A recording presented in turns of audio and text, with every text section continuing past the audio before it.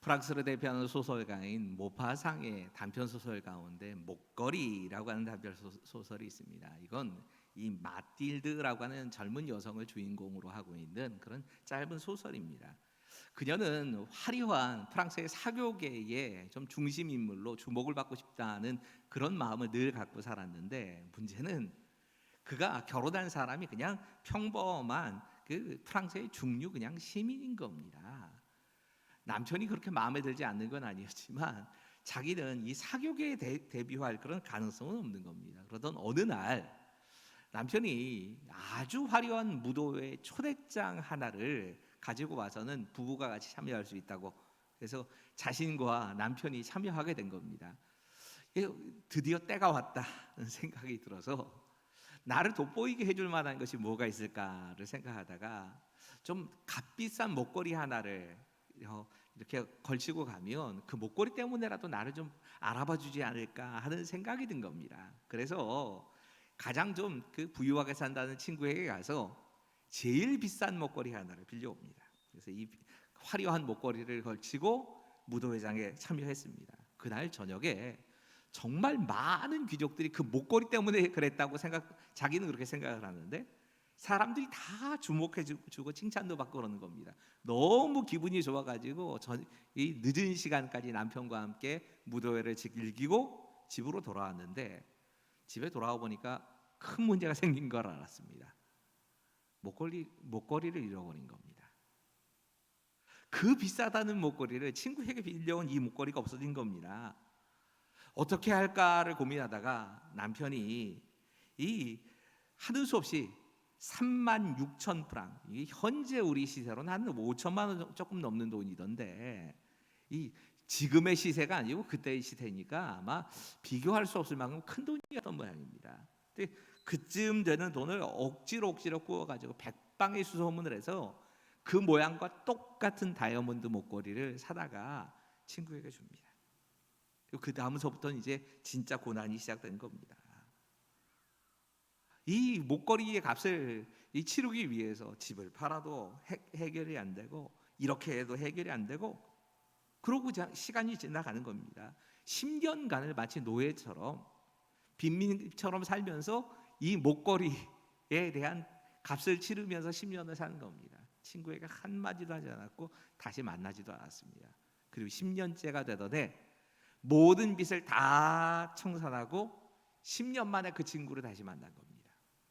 그 친구를 찾아가서는 그때까지 있었던 일들에 대해 자초지종을 다 이야기해 줍니다. 어떤 고생을 했는지에 대해서 다 이야기를 해주는 겁니다. 정말 비참한 그 얘기들을 다 듣고 있던 친구가 너무 놀랄 만한 이야기를 하고 이 소설은 끝이 납니다. 친구는 이렇게 얘기를 합니다. 그거 빌려준 목걸이는 가짜였어. 500프랑, 우리 돈으로 따지면 한 70만 원밖에 나가지 않은 모조품이었다고 얘기를 하는 겁니다. 여러분, 참 우리가 이런 삶을 산다고 하면 너무너무 비참할 것 같지 않으십니까?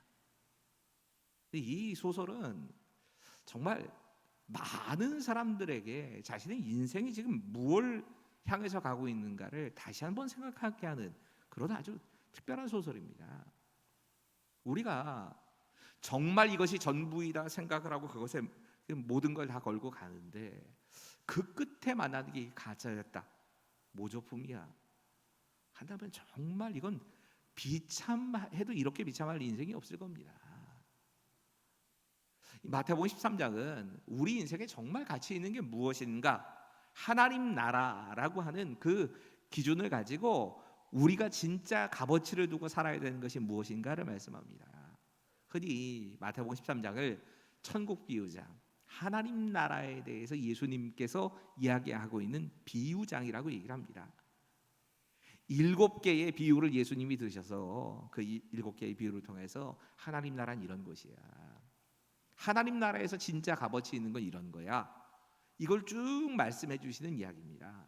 지난주에 5번째 말씀을 들었습니다.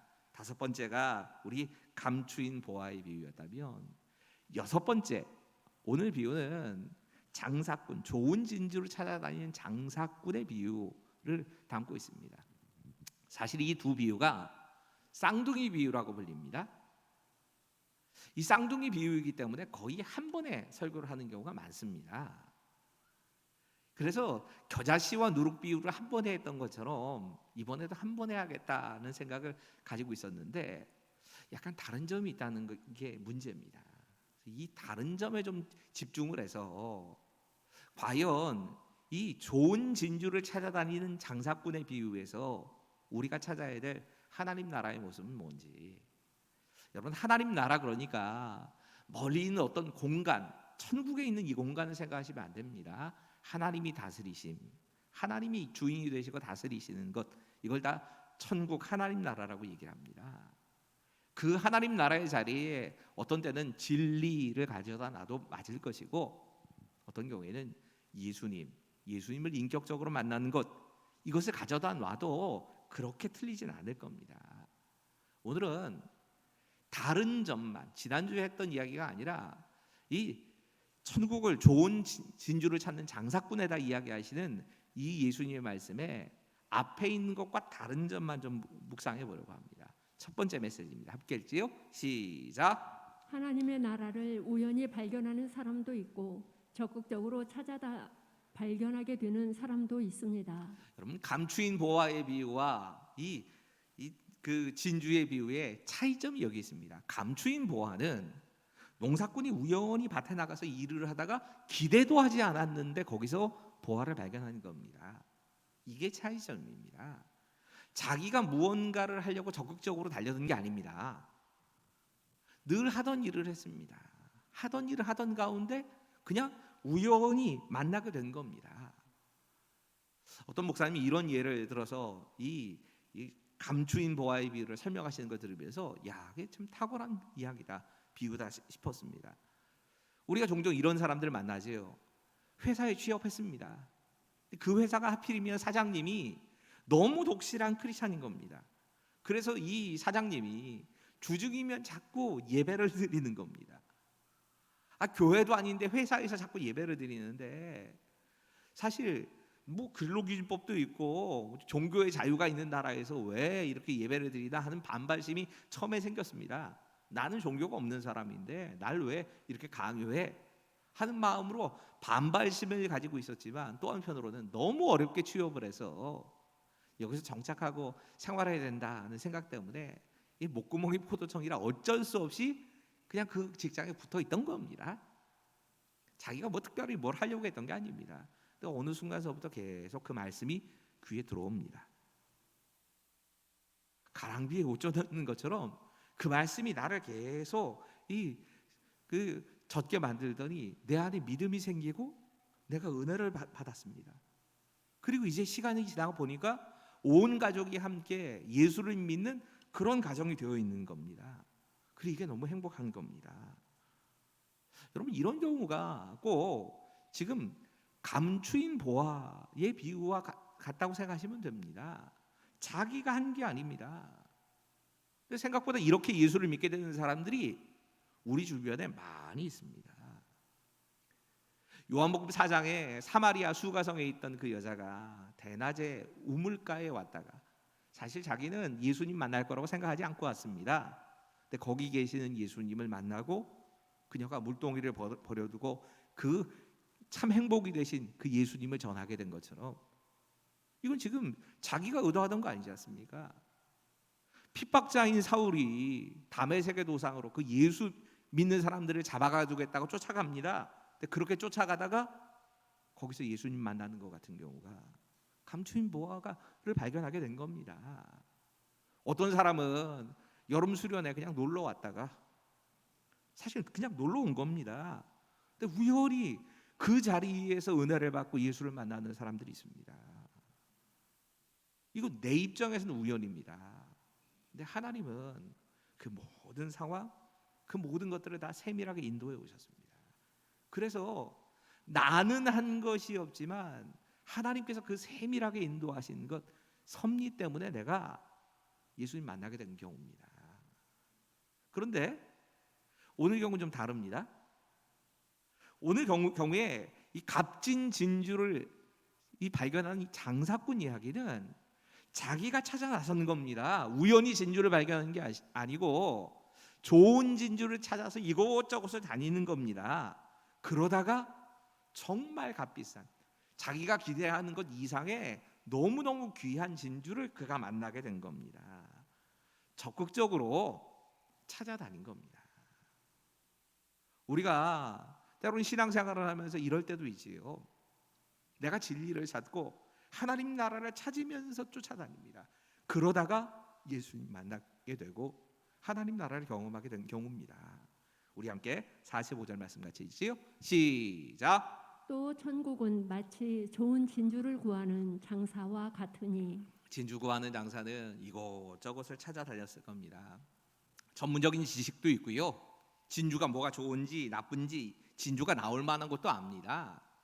당시에는 홍해를 건너서 아라비아 쪽에서 또 이 페르시아만 이쪽에서 진주를 찾아 갖고 오는 경우도 있고, 진짜 값비싼 진주는 인도에서 많이 나왔답니다. 그래서 인도까지 가서 그 인도산 진주를 찾아가지고 그 찾으려고 애를 씁니다.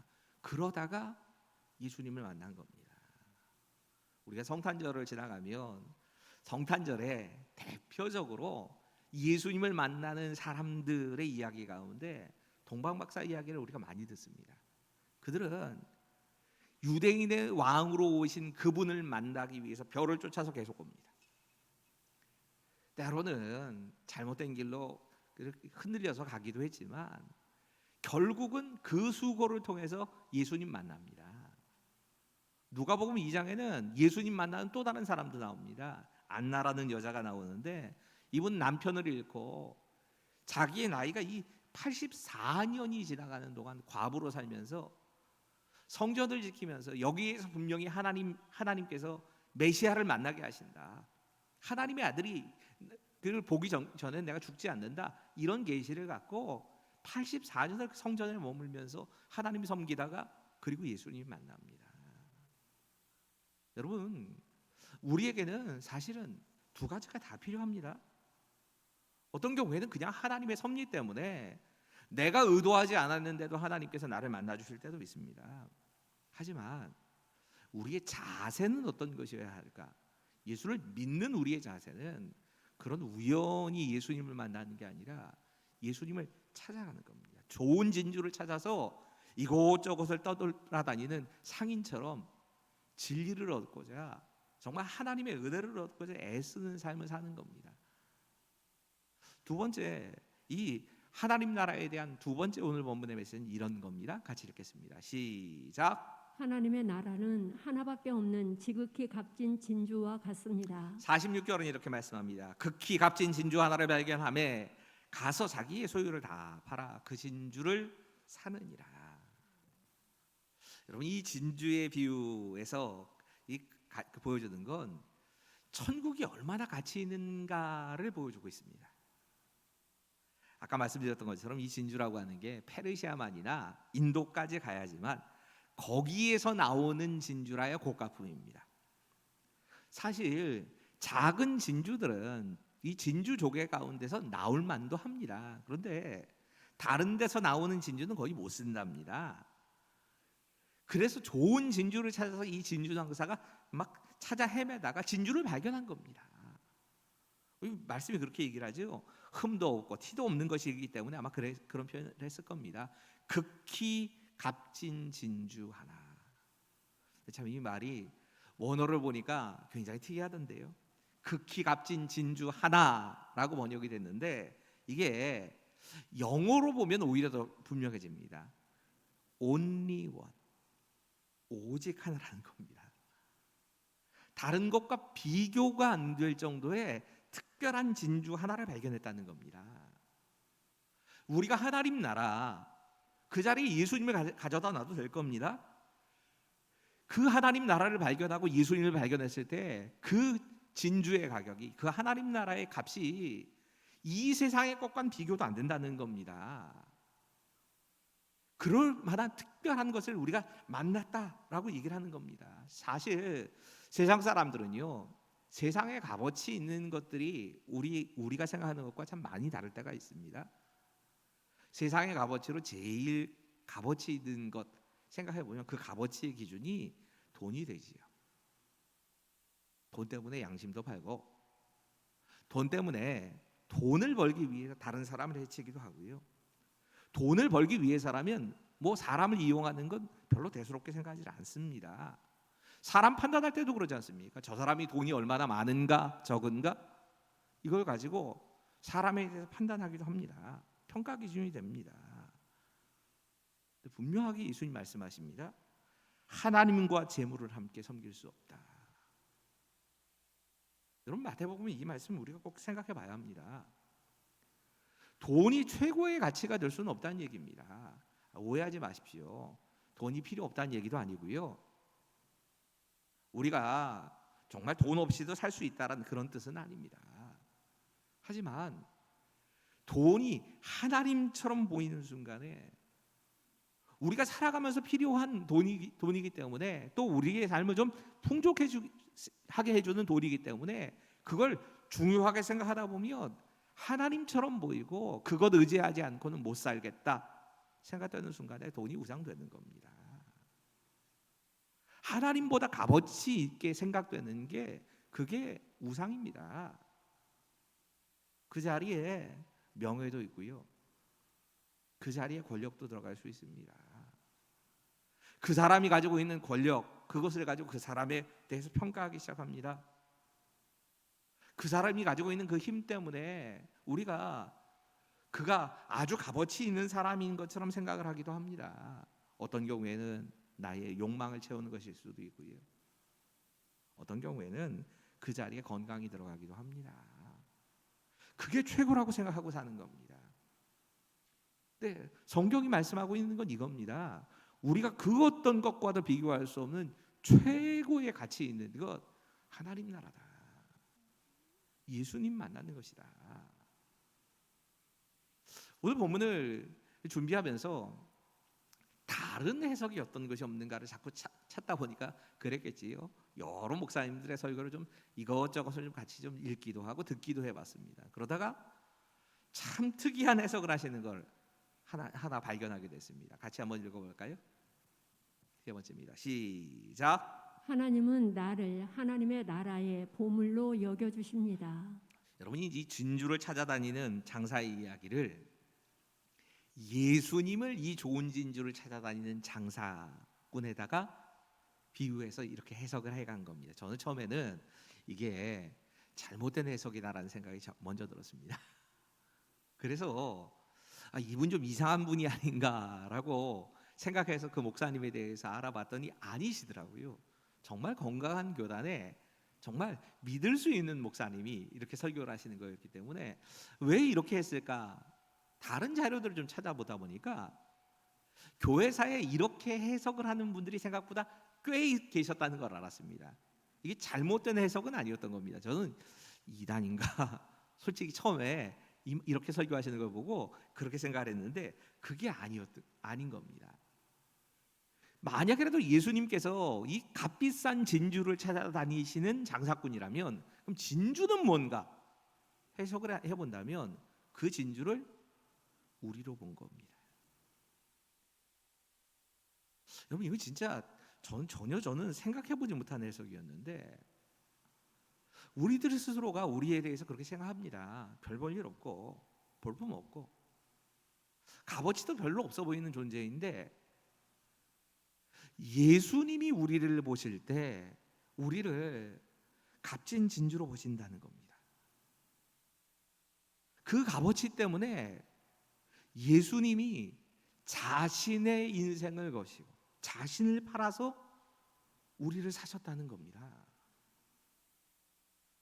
여러분 예수님께서 피로 값주고 우리를 사셨다라는 표현을 자주 쓰지요. 예수님께서 보혈을 흘리시고 죽으심으로 우리를 사셨다. 근데 그 과정 생각해 보면 거기에서 끝나는 게 아닙니다. 지금 성탄절부터 시작이 되는 건데 하늘의 영광을 버리시고 사람의 몸이 되십니다. 이것도 보통 일이 아닐 겁니다.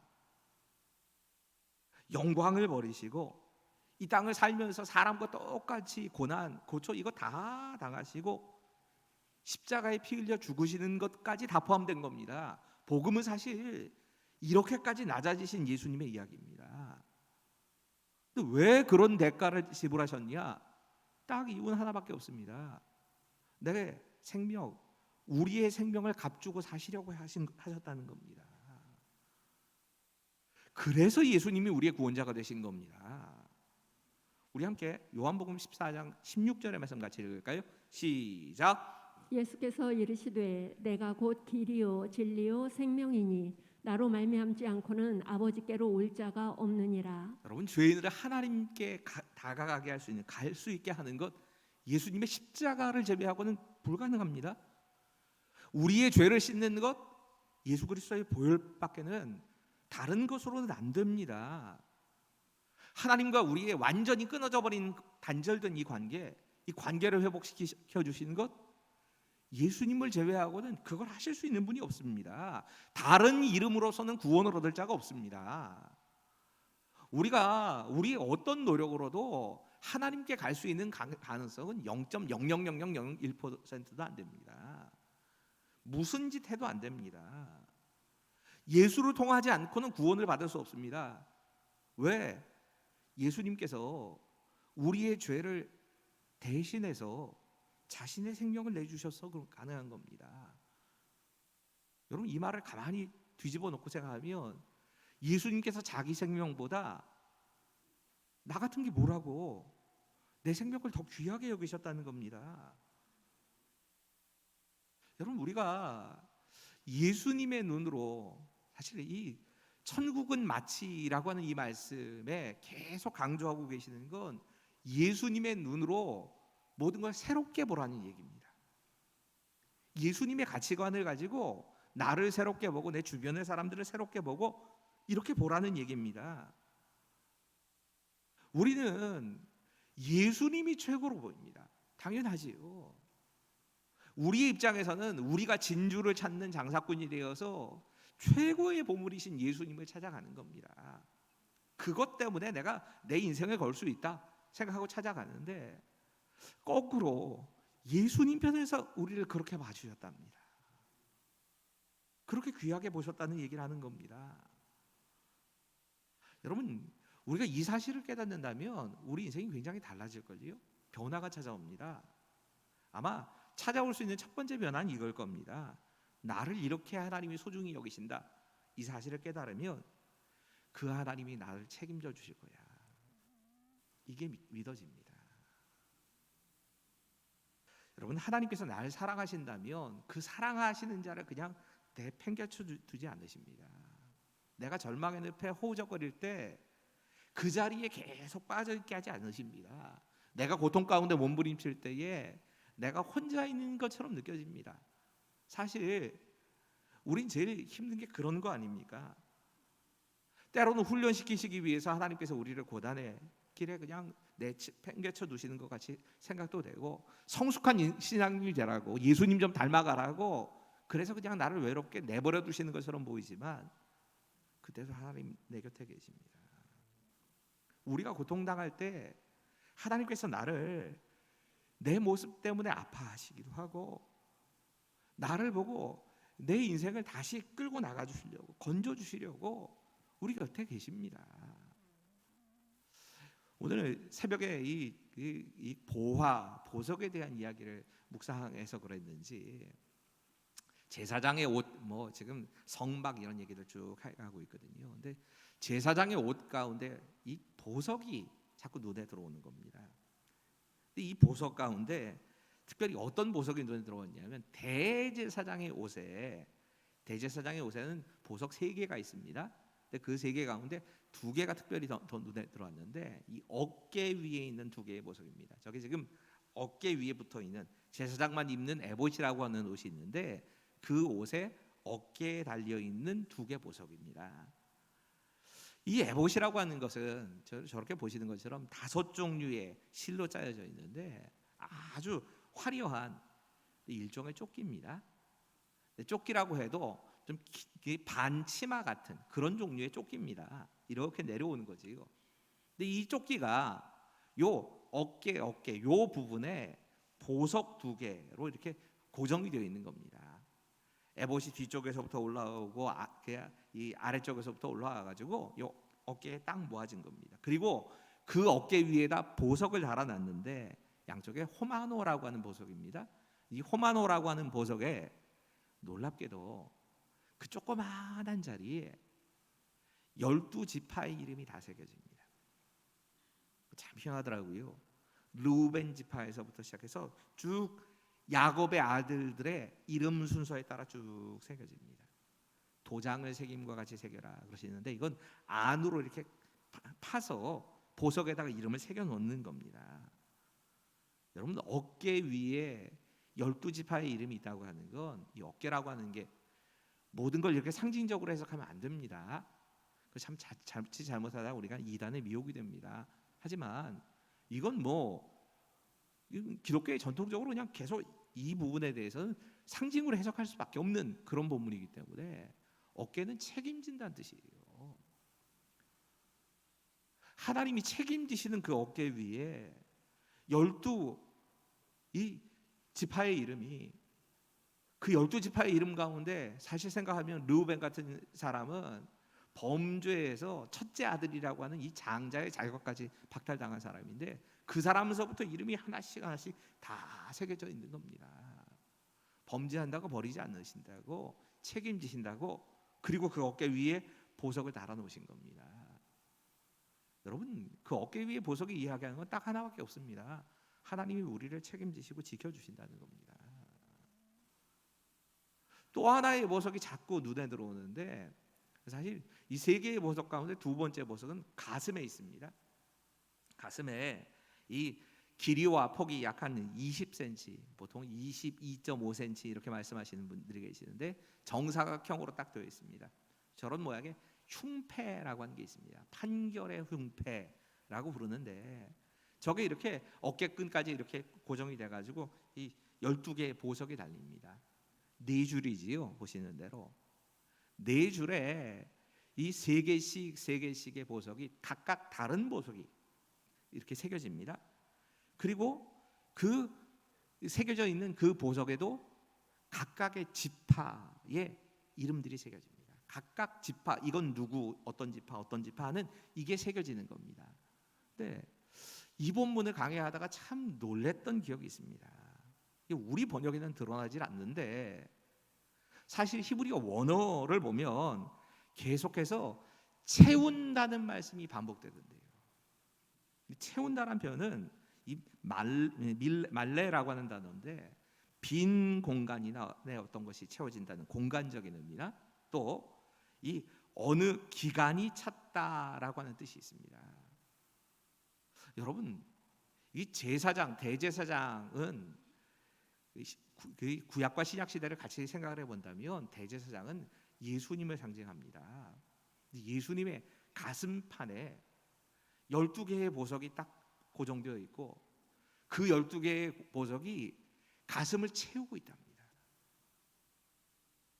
여러분 그 하나하나의 이름에 내 이름도 들어가 있는 겁니다. 그 이름이 예수님의 가슴판에 다 새겨져 가지고 그것이 계속 예수님의 이 마음 가운데 계속 우리를 사랑하신다고. 여러분 사실 이 흉패가 한결의 흉패가 얘기하는 건 하나님이 나를 사랑하신다, 우리를 사랑하신다는 걸 얘기하는 겁니다. 여러분 우리가 그런 사랑을 받고 우리 인생에 대해서 하나님이 책임져 주신다는 걸 생각을 한다면 그 하나님이 버려두시지 않습니다. 나를 사랑하신다는 그 한 사실만으로 내 인생을 하나님께서 책임지실 것이고 내 인생 인도하신다 하는 것까지 결론이 나오는 겁니다. 그래서 담대히 사는 겁니다. 또 한 가지 만약에라도 이게 우리에게 적용이 된다면 이렇게도 적용될 수 있을 겁니다. 두 번째는 좀 같이 읽어볼까요? 시작. 하나님께서 우리를 그렇게 소중하게 여겨주신다는 것을 안다면 내가 소중한 사람인 것처럼 다른 사람도 소중한 존재라는 것을 인정하며 소중하게 여기는 삶을 삽니다. 나만 소중한 게 아니고 하나님께서 똑같이 내 옆에 있는 그 사람도 하나님의 백성이라면 똑같이 소중히 여기신다라고 하는 사실을 깨닫게 됩니다. 내가 그 사람을 미워할 마음이 있습니다. 근데 동시에 하나님이 사랑하시는 사람입니다. 내 시각에서 보면 진짜 밉습니다. 사랑할 마음이 안 생깁니다. 근데 하나님이 사랑하는 사람을 차마 미워할 수가 없게 된 겁니다. 여러분, 그 옆에 있는 사람 가운데 객관적으로 떨어져서 보면 나도 있습니다. 많은 사람들이 그래요. 자기 모습, 자신의 이 원래 모습에 대해서 다 누구보다 잘 아는 게 나니까 이런 나를 하나님이 사랑해 주실까? 다른 사람들이 내 모습 다를 안다면 나를 사랑할까? 그리고 나도 나를 받아들이고 사랑할 수가 없다 생각합니다. 그런데 그런 나를 하나님이 사랑하고 계신 겁니다. 내가 나를 미워할 자격이 없는 겁니다. 하나님이 나를 사랑하시기 때문에 내가 미워할 수가 없는 겁니다. 다른 사람도 마찬가지입니다. 내가 정말 대접을 받고 사랑을 받고 싶은 그 모습 가지고 사랑해 주란 얘기입니다. 우리 잘 아는 황금률이라는 말씀이죠. 마태복음 7장 12절 같이 읽겠습니다. 시작. 그러므로 무엇이든지 남에게 대접을 받고자 하는 대로 너희도 남을 대접하라. 이것이 율법이요 선지자니라. 여러분, 이 말씀은 그 앞에 있는 말씀과 같이 쭉 읽어가셔야 되는데, 하나님이 우리를 사랑하시고 그 하나님이 우리를 소중히 여기시는 것, 그 다음 얘기가 기도로 들으신다는 얘기가 나옵니다. 우리의 기도에 귀를 기울이신다. 그리고 그 다음 말씀이 이겁니다. 하나님께서 나를 돌보시고 사랑하셔서 내 기도에 관심을 가지고 나를 받아주시는 것처럼 내가 그 사랑을 받았다면 이제 그 다음 말씀이 이겁니다. 너희도 남을 대접하고 너희가 대접받고 싶은 대로 그를 사랑하며 살아라. 여러분, 오늘 말씀은 분명히 천국에 대한 비유입니다. 이 천국의 비유가 우리에게 말씀하고 있는 건 하나님이 우리를 어떻게 보고 계시고 어떻게 살아가시는가 하는 겁니다. 기억이 나시든 안 나시든 하나님은 우리를 보석처럼 보십니다. 진주처럼 보신다고 얘기하시는 겁니다. 내가 볼 때는 그렇게 안 보인다 할지라도 하나님의 어깨 위에 하나님이 책임지시는 그 자리 위에 내 이름도 올라가 있습니다. 예수님의 가슴 안에 내 이름도 기록이 되어 있는 겁니다. 그렇기 때문에 내가 나 자신에 대해서 하나님이 보는 눈으로 보는 겁니다. 다른 사람도 마찬가지입니다. 그 다른 사람에 대해서도 하나님이 보시는 그 눈을 가지고 사랑하면서 하는 겁니다. 끝이 아닙니다. 하나님이 나를 귀히 여기시는 그 모습 가지고 나도 하나님을 진주처럼 그 어떤 것과도 비교할 수 없는 그 진주를 발견한 것처럼 그 하나님을 귀히 여기고 그분과 함께 살아가는 삶을 살라. 오늘 본문을 통해서 하나님께서 우리에게 주신 말씀입니다. 제가 기도하고 계속 기도회가 이어지도록 하지. 함께 기도하겠습니다. 제가 먼저 기도하겠습니다. 하나님, 우리가 값비싼 진주를 찾아서 그리고 그 진주를 발견하고 그 진주를 발견했으므로 정말 내 모든 소유를 다 팔아서 그 진주를 사려고 했던 장사꾼의 모습처럼 우리에게 그 어떤 것보다 귀한 것이 예수님이라는 사실을 알고 그 하나님의 나라가 가장 귀한 것임을 알고 우리의 눈이 바뀌게 하시고 우리의 생각이 바뀌게 하시고 날마다 그 하나님의 나라를 구하며 살아가는 우리 모두가 될 수 있도록 주님 도와주시옵소서. 하나님께서 나를 어떻게 보시는가, 하나님께서 내 이웃들을 어떻게 보시는가, 그 하나님이 보시는 눈을 가지고 나를 보게 하시고 이웃들을 보게 하시고 하나님께서 나를 귀하고 사랑스럽게 책임져 주시는 그 마음 가지고 보시는 것처럼 나도 예수님을 그 어떤 것과도 비교할 수 없는 귀한 분으로 모시고 살아가는 하루하루가 될 수 있도록 함께 하실 것 믿으며 예수님 이름으로 감사하며 기도하옵나이다.